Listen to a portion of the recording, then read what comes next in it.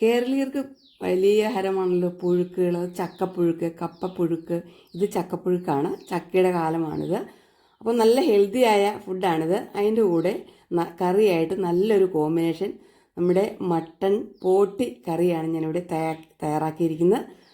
അപ്പോൾ ഞാൻ പോട്ടി ഫ്രൈ ഇതിനു മുമ്പ് ചെയ്തിട്ടുണ്ട്. അതിൻ്റെ ലിങ്ക് ഞാൻ കൊടുക്കാം. അപ്പോൾ നല്ല ടേസ്റ്റാണിത്. അപ്പോൾ ഇതെങ്ങനെയാണ് തയ്യാറാക്കുന്നത് നമുക്കൊന്ന് കണ്ടിട്ട് വരാം. ജൂബീസ് ടേസ്റ്റി ഹബിൻ്റെ പുതിയ വീഡിയോയിലേക്ക് എല്ലാവർക്കും സ്വാഗതം. ഞാനതിന് വേണ്ടി എടുത്തിരിക്കുന്നത് 1 കിലോ പോട്ടിയാണ് കേട്ടോ. ഇത് നമുക്ക് കടയിൽ നിന്ന് തന്നെ നന്നായി കഴുകിയാണ് തന്നത്. എന്നാൽ വീട്ടിൽ കൊണ്ടുവരുമ്പോൾ ഒന്നുകൂടെ നന്നായി വാഷ് ചെയ്യണം. അപ്പോൾ ഞാൻ വേണ്ടി 1 സ്പൂൺ മഞ്ഞൾപ്പൊടി ഇട്ട് കൊടുത്തിട്ടുണ്ട്. ഇനി അതിനകത്തേക്ക് നല്ല തിളച്ച വെള്ളം ഒഴിച്ചു കൊടുക്കുകയാണ്.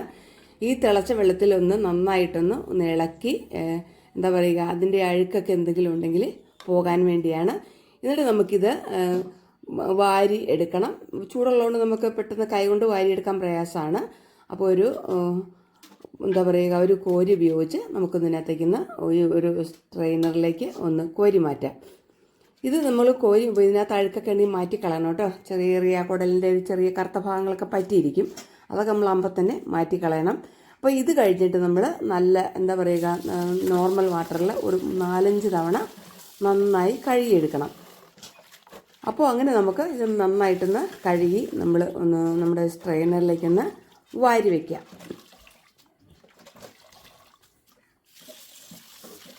അപ്പോൾ അത് നന്നായി ക്ലീൻ ചെയ്തിട്ട് നമ്മളത് ഒരു സ്ട്രെയിനറിലേക്ക് മാറ്റി കൊടുക്കുവാണേ. അപ്പോൾ തീർച്ചയായിട്ടും നിങ്ങൾ ഇനി ഇത് പോട്ടിയുടെ ഫ്രൈ തയ്യാറാക്കുമ്പോൾ ഇങ്ങനെയൊന്ന് തയ്യാറാക്കി നോക്കണം. അത് പുഴുക്കിനൊക്കെ ആകുമ്പോൾ നമ്മൾ ഒത്തിരി അങ്ങോട്ട് ഡ്രൈ ഫ്രൈ ആക്കണ്ട, ചെറിയൊരു നനവോടുകൂടി ഇരിക്കുന്നതാണ് നല്ലത്. അപ്പോൾ നമ്മൾ നന്നായിട്ട് കഴുകിയെടുത്തു. ഇനി ഇതിനകത്ത് എന്തൊക്കെയാണ് സാധനങ്ങൾ ചേർക്കാനുള്ളത് നമുക്കൊന്ന് നോക്കാം. അത് നമുക്കൊരു കുക്കറിലേക്ക് കഴുകി വെച്ച പോട്ടി നമുക്കൊന്ന് മാറ്റി കൊടുക്കാം. കേട്ടോ, നല്ല ക്ലീൻ ആയിട്ടുണ്ട്, നല്ല വെളുത്ത കളറായിട്ടുണ്ട്. അപ്പോൾ ഇതിനകത്തേക്ക് എടുത്ത് വെച്ചിരിക്കുന്നത് ഞാൻ എന്താ പറയുക, നമ്മുടെ കാശ്മീരി ചില്ലി പൗഡറാണ് എടുത്തിരിക്കുന്നത്. 2 ടേബിൾ സ്പൂൺ നല്ലതുപോലെ നിറച്ചെടുത്തിട്ടുണ്ട്. ഇത്തിരി എരിവ് വേണം കേട്ടോ ഇതിനൊക്കെ. പിന്നെ മഞ്ഞൾപ്പൊടി 1 സ്പൂൺ എടുത്തിട്ടുണ്ട്. നമ്മൾ കഴുകിയപ്പോഴും മഞ്ഞൾപ്പൊടി ഉപയോഗിച്ചിരുന്നു. പിന്നെ ഇത് കുരുമുളക് പൊടിയാണ്, 1 ടേബിൾ സ്പൂൺ നിറച്ചെടുത്തിട്ടുണ്ട്. പിന്നെ നമ്മളെടുത്ത് ഗരം മസാലപ്പൊടി വീട്ടിൽ പൊടിച്ചതാണ്, അത് 1 ടേബിൾ സ്പൂൺ നിറയെ എടുത്തിട്ടുണ്ട്.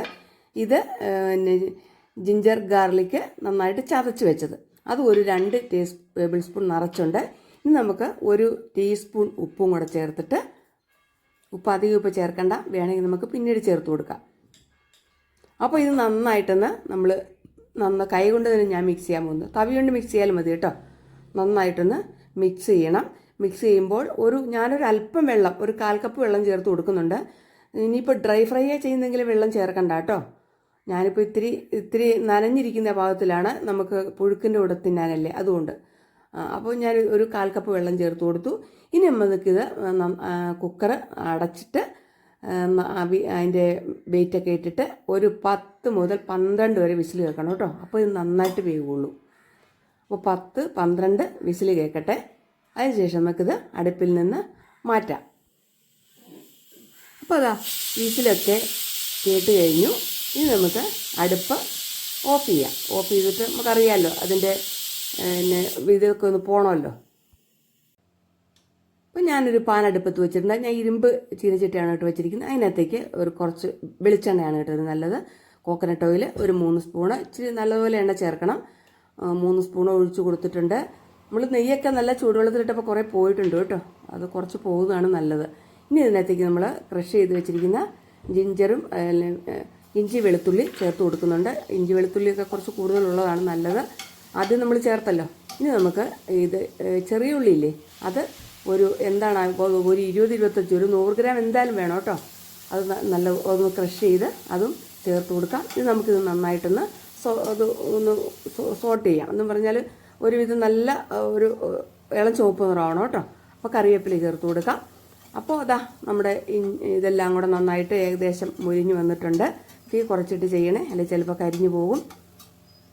കണ്ടോ, ഇപ്പോൾ ഇത്ര ആയിട്ടുണ്ട്, നല്ല ഇളം ചുവപ്പ് നിറം. ഇപ്പോൾ ഇതിനകത്തേക്ക് നമുക്കിനി 1 സ്പൂണ് 2 സ്പൂണ് മല്ലിപ്പൊടി ചേർത്ത് കൊടുത്തിട്ടുണ്ട്. റെഡ് ചില്ലി പൗഡർ 1 സ്പൂണും കൂടെ ചേർത്ത് കൊടുത്തിട്ടുണ്ട്.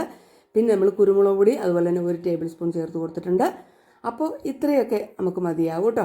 ഇതൊന്ന് അതിൻ്റെ പച്ചമണമൊക്കെ മാറുന്നവരെ നമുക്കൊന്ന് വരട്ടിയെടുക്കാം. ഇനി നമുക്ക് നമ്മൾ വേവിച്ച് വെച്ചിരിക്കുന്ന, അപ്പോൾ നമ്മുടെ എന്താ പറയുക, അതിൻ്റെ ഇതൊക്കെ പോയിട്ടുണ്ട് കേട്ടോ. അതിൻ്റെ